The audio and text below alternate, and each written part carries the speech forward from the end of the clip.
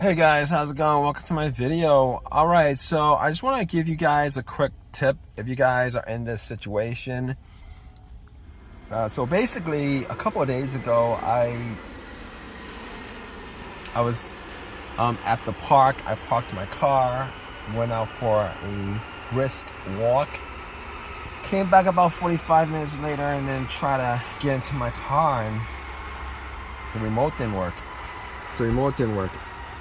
So I was like, all right, so if the remote didn't work, it's probably the remote battery that's dead. That's fine. I've had that situation happen before. Matter of fact, I had that situation happen a couple years ago.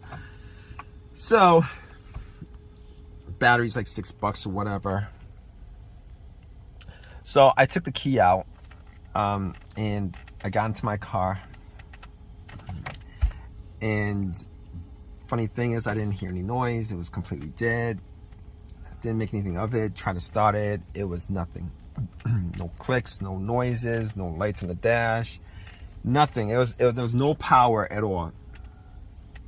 So at that point, I thought maybe it was the dead battery. At that point, to me, I thought to myself, it's probably a dead battery. Have like many of you have had that situation happen before. A dead battery happens. Dead batteries happen. All right, so, but seeing the batteries maybe like a year and a half old, and I changed it out a year and a half ago. It kind of, you know, I was like, batteries should last a lot longer than that. But obviously, there have been situations. That bad batteries happen. All right, bad batteries happen for whatever reason. So I was like, okay, not a problem. I was like, let me just get my power pack out, my Norco power pack out that I got from Walmart for like $100. Let me just jump it, right? I'll jump it. Alternator will work. It can run with a dead battery. Not a problem. I'll drive it to AutoZone.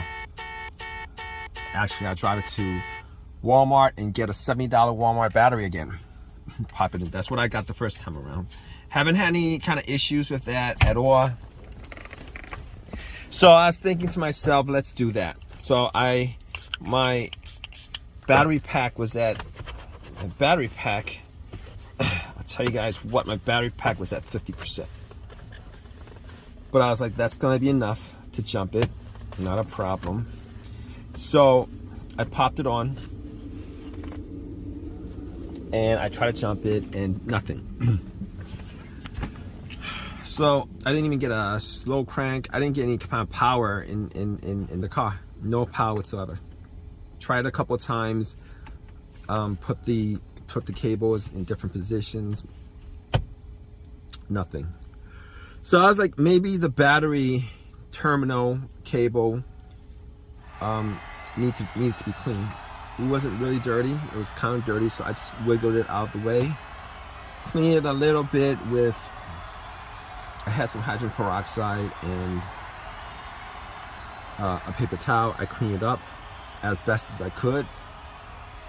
Had a screwdriver that I just pretty much just, you know, tried to get the corrosion off as much as I could.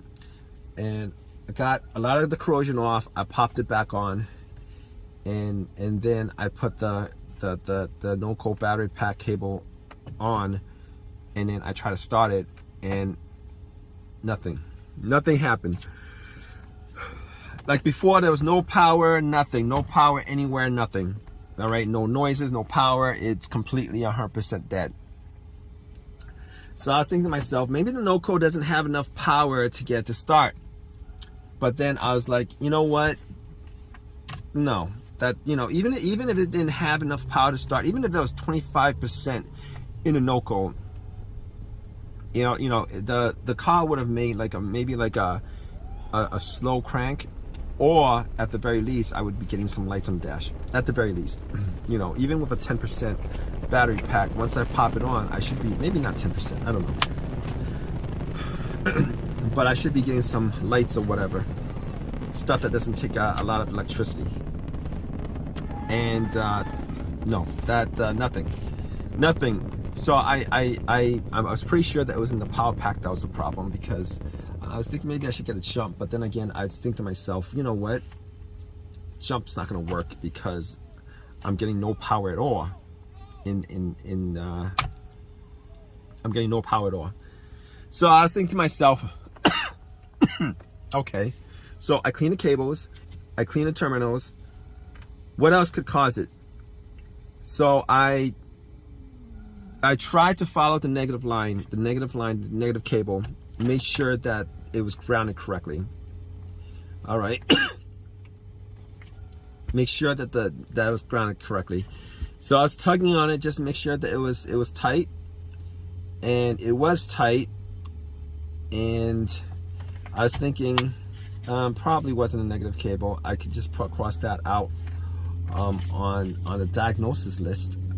Cross that out.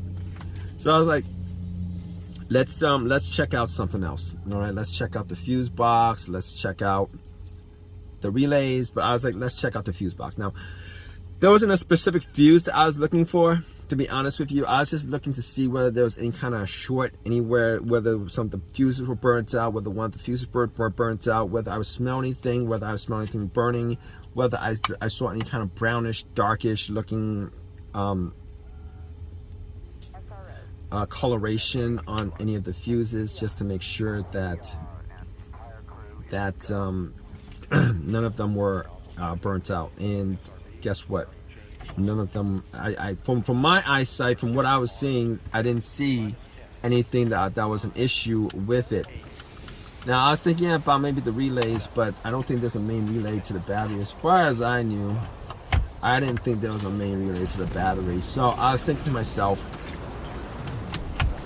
all right, what could be causing this? Because it seems that there's no connection at all from the battery to the fuse box, to the rest of the ECU, to the car. So I was looking at the cables themselves, just to look at them, and I noticed that the positive cable has this it's called, what is it called? It's called a fusible link is what it's called.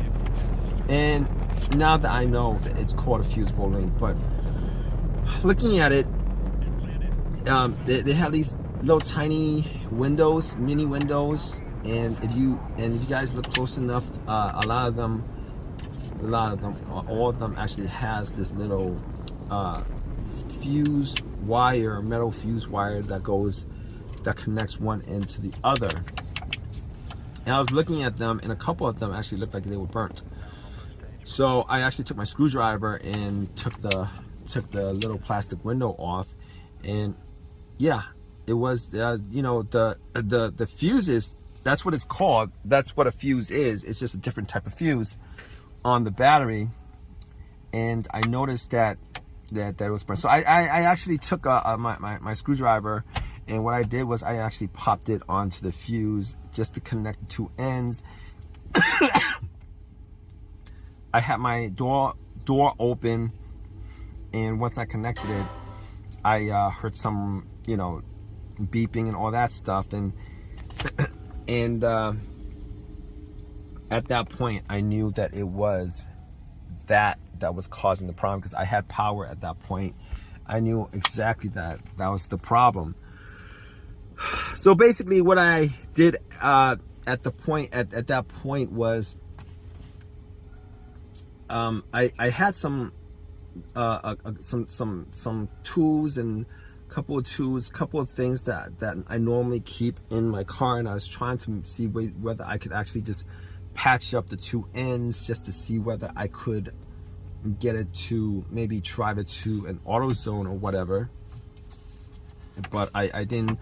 I X'd out on doing that because I really didn't want to cause another situation, maybe a bigger situation, by doing that, because fuses exist for a reason, and I couldn't figure out why it blew out, and I don't want to. And it blew out at a certain amp for a certain reason. and I didn't want to cause a bigger issue. So what I did was I actually called AutoZone, and normally they have these in stock because most Nissans and Infinitis have these fusible link, or if not all of them have this fusible link on the battery. So they always have this in stock. They're always interchangeable because Nissan and Infiniti, they actually use these on all the batteries. But I thought to myself, yeah. So I called AutoZone. They had it. I took a Uber, called a Uber, took a Uber to AutoZone, and came back and popped it back in and started it. It started fine. It works fine. It's been working fine. No issues whatsoever.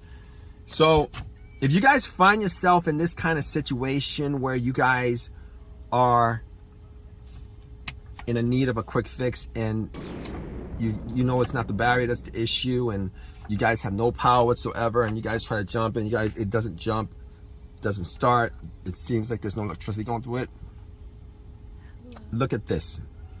All right, definitely check out your fusible link to make sure that your fusible link does not have any issues. It's not blown, the fuse is not blown, etc., etc. Because majority of the time this situation causes these kind of electrical disconnect